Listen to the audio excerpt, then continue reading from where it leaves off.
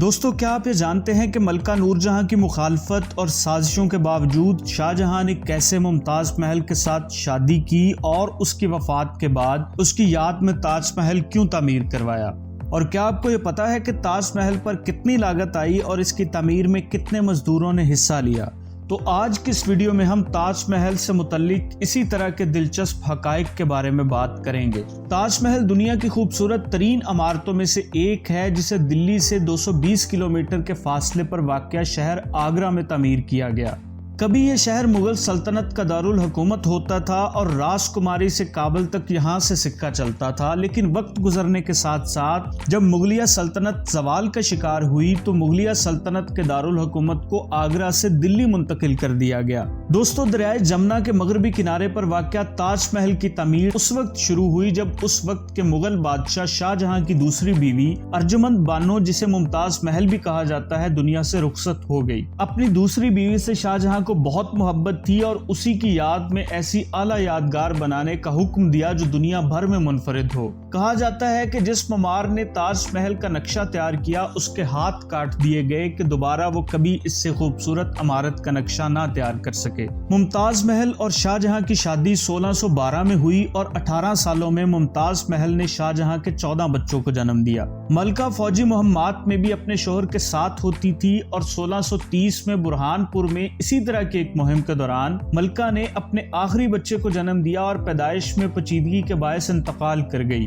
کہا جاتا ہے کہ اپنی بیماری کے دوران ہی ممتاز محل نے بادشاہ سے اپنی اس خواہش کا اظہار کیا تھا کہ اس کے مرنے کے بعد اس کی قبر پر شاندار مقبرہ تعمیر کیا جائے۔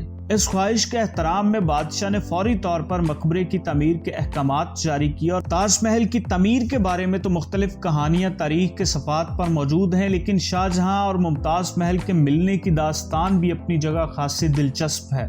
ممتاز محل ملکہ نور جہاں کے بھائی آصف خان کی صاحبزادی تھی۔ ملکہ نور جہاں نہیں چاہتی تھی کہ ممتاز محل کی شادی شاہ جہاں سے ہو، جو اس وقت مغل بادشاہ جہانگیر کا ولی عہد تھا۔ ملکہ نور جہاں کی خواہش تھی کہ شاہ جہاں کی بجائے اس کے داماد شہریار کو ولی عہد بنایا جائے۔ اپنی اسی خواہش کو پورا کرنے کے لیے اس نے شاہ جہاں کے خلاف سازش کی اور شہنشاہ جہانگیر کو کہہ کر اسے حیدرآباد دکن کو فتح کرنے بھیج دیا، جہاں سے شاہ جہاں کی واپسی کے امکانات بہت کم تھے۔ لیکن کرنا کیا ہوا کہ شاہ جہاں نے حیدرآباد دکن کو فتح کر لیا اور جب یہ اطلاع دارالحکومت پہنچی تو ملکہ نور جہاں نے اپنے بھائی آصف خان کو بلا کر یہ تنبیہ کی کہ وہ شاہ جہاں کے ساتھ ممتاز محل کی شادی نہ کروائے۔ آصف خان نے انکار کیا تو نور جہاں نے اسے خبردار کیا کہ وہ شاہ جہاں کو واپس آنے ہی نہیں دے گی، جس کے بعد نور جہاں نے شہنشاہ جہانگیر کو کہہ کر شاہ جہاں کو نائب السلطنت کا خطاب دلوا دیا کہ یہ اسے حیدرآباد دکن فتح کرنے کی خوشی میں دیا جا رہا ہے اور اب اسے واپس آنے کی ضرورت نہیں، وہ راستے سے ہی واپس لوٹ کر حیدرآباد دکن کا انتظام سنبھال لے۔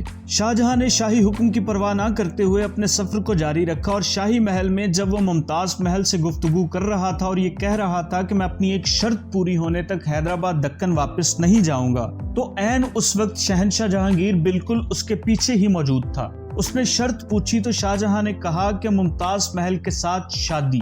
چنانچہ جہانگیر نے دونوں کی شادی کروا دی۔ یوں ملکہ نور جہاں کی کوششیں رائیگاں گئی، لیکن کہانی یہی ختم نہیں ہوئی۔ کچھ عرصے کے بعد جب شاہ جہاں اور ممتاز محل حیدرآباد دکن میں رہ رہے تھے، ایک روز ملکہ نور جہاں کی طرف سے بھیجا ہوا ایلچی وہاں پہنچا، جس نے خبر دی کہ ممتاز محل کے والد آصف خان شدید بیمار ہیں۔ ممتاز محل یہ خبر سن کر بے چین ہو گئی اور جلدی میں شاہ جہاں کی اجازت سے ایک محافظ لے کر ساتھ نکل پڑی۔ راستے میں ایلچی نے دولت کا لالچ دے کر محافظ کو بھی اپنے ساتھ ملا لیا۔ جب یہ دلی پہنچے تو ایلچی نے ممتاز محل کو ایک باغ میں انتظار کرنے کو کہا اور سازش کے مطابق شاہ جہاں کا بھائی خسرو پرویز باغ میں ایسے سامنے آیا جیسے اچانک سامنا ہوا ہو۔ وہ ممتاز محل کے ساتھ الفت کا اظہار کرنے لگا اور ممتاز محل نے اسے جھڑکا۔ یہ سلسلہ بھی جاری تھا کہ ملکہ نور جہاں بھی وہاں پہنچ گئی اور ممتاز محل کو ڈانٹنا شروع کر دیا کہ تم ہمیں اطلاع کیے بغیر یہاں کیسے پہنچ گئی اور خسرو کے ساتھ تمہارے کیا مراسم ہیں۔ یہ واقعہ ایلچی اور محافظ بھی دیکھ رہے تھے۔ ایلچی محافظ کو لے کر فوراً حیدرآباد دکن واپس پہنچا اور شاہ جہاں کے سامنے اس واقعہ کو ایسے بنا کر پیش کیا جیسے ممتاز محل نے سارا ڈرامہ خود رچایا ہو۔ شاہ جہاں نے تصدیق کے لیے محافظ سے پوچھا تو اس نے بھی ہاں میں ہاں ملائی۔ شاہ جہاں کو ممتاز محل کی بے وفائی کا شدید صدمہ پہنچا اور اسی دوران ملکہ نور جہاں نے جہانگیر کی طرف سے اسے افغانستان کی مہم کے احکامات بھجوا دیے۔ تصدیق کا وقت نہیں تھا اور ممتاز محل بھی موجود نہیں تھی۔ دوسری طرف ممتاز محل نے سازش کی بو پاتے ہی فوراً واپسی کا سفر کیا اور اس وقت حیدرآباد دکن پہنچی جب شاہجہاں افغانستان کی مہم پر جانے کے لیے گھوڑے پر سوار ہو رہا تھا۔ ممتاز محل جاتے ہی شاہجہاں کے قدموں میں گر گئی۔ ملکہ نور جہاں کی یہ سازش بظاہر کامیاب ہو چکی تھی، لیکن ممتاز محل کی طرف سے حقیقت بتانے کے بعد شاہجہاں نے اپنے ذرائع سے تحقیق کا فیصلہ کیا، جس سے ممتاز محل کی بے گناہی ثابت ہو گئی۔ شاہجہاں اور ممتاز محل کی شادی 1612 میں ہوئی اور 18 برس قائم رہی۔ 1630 میں جب ممتاز محل کے ہاں زہر آرا کی پیدائش ہوئی تو وہ زچگی ہی میں فوت ہو گئی۔ ممتاز محل کی موت کا شاہجہاں نے شدید غم لیا اور ساری زندگی شادی نہ کی اور ممتاز محل سے اپنی محبت کو تاج محل کی صورت میں امر کر دیا۔ تاج محل کی خوبصورتی تو مصدقہ ہے، لیکن اس کی آغاز، تعمیر، مدت تعمیر اور لاگت کے حوالے سے مختلف روایتیں ہیں۔ ایک روایت جو سب سے زیادہ مقبول ہے اس کے مطابق 1630 میں ہی تاج محل کی تعمیر کا کام شروع ہو گیا۔ ایران اور یورپ کے ماہر تعمیرات نے اس کی تعمیر میں حصہ لیا اور 20,000 سے زائد مزدوروں نے 20 برس میں اس کی تعمیر کی۔ اس پر 3 کروڑ 20 لاکھ روپے لاگت آئی اور ایک قدیم نسخے کے مطابق جو شاہجہاں کے ایک درباری سے منسوب ہے، جس کے مطابق ممتاز محل نے مرتے وقت شاہجہاں سے 2 وعدے لیے۔ ایک تو وہ مزید شادی نہیں کرے گا اور دوسرا اس کی یاد میں بے نظیر عمارت تعمیر کرے گا۔ تو شاہجہاں نے ممتاز محل کی وفات کے بعد عمارت کے لیے دریائے جمنا کے کنارے جگہ مخصوص کر دی اور نقشے بنانے کا حکم دے دیا۔ تاج محل کی تعمیر شروع ہوئی تو 17 مختلف مقامات جن میں بغداد اور یمن کے علاقے شامل تھے وہاں سے سنگ مرمر منگوایا گیا۔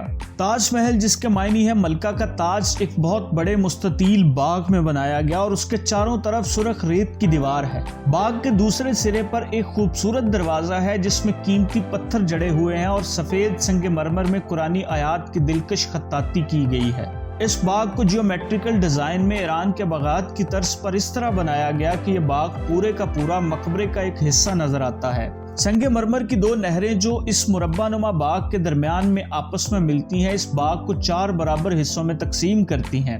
بنیادی طور پر تاج محل ایک مربع نما عمارت ہے جو مربع نما سرخ پتھر سے بنے پلیٹ پر تعمیر کی گئی ہے۔